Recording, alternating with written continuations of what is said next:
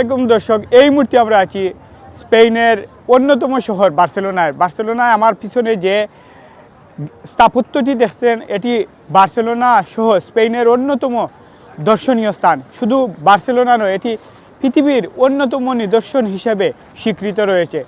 1882 সালে এই সাগরদা ফ্যামিলির কাজ শুরু হয়। সভাপতি ছিলেন আন্তনি গাউন্দি, যিনি 1926 সালে মারা যায়। এটি প্রায় 143 বছর থেকে কাজ চলমান রয়েছে। এটি 2026 সালে কাজ সম্পূর্ণ হওয়ার কথা ছিল, তবে কোভিডের সময় এর কাজ বন্ধ থাকায় এটি আশা করছেন 2030 সালে এটির কাজ সম্পূর্ণ হবে।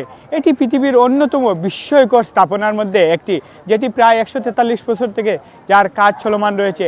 এই সাগরদা ফ্যামিলি গির্জা টাওয়ারটি ভিতরে কাজ সম্পূর্ণ হলে 18টি টাওয়ার এর ভিতরে থাকবে। এখানে অনেকগুলো নিদর্শনের মধ্যে এখানকার যে স্থাপত্য শিল্পের যে কারুকাজ, এখানে কিন্তু দর্শকদের আকৃষ্ট করে। প্রতিদিন এটি দেখার জন্য লক্ষ লক্ষ দর্শনার্থী স্পেন ছাড়াও পৃথিবীর বিভিন্ন দেশ থেকে এখানে ছুটে আসেন। এর দর্শনের জন্য টিকিট লাগে এবং এর ভিতরে ঢোকার জন্য নির্দিষ্ট একটা সময়ের মধ্যে কিন্তু এখানে যেতে হয়।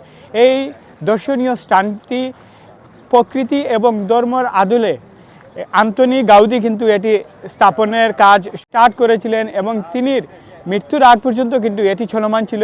1926 সালে সেই বিখ্যাত স্থপতি মারা যান, তবে এর কাজ সম্পূর্ণের মধ্যে দিয়ে তার সেই আশা এবং আকাঙ্ক্ষার বাস্তব রূপ দিবে স্পেনের সরকার, এমনটি প্রত্যাশা করছেন পর্যটকরা।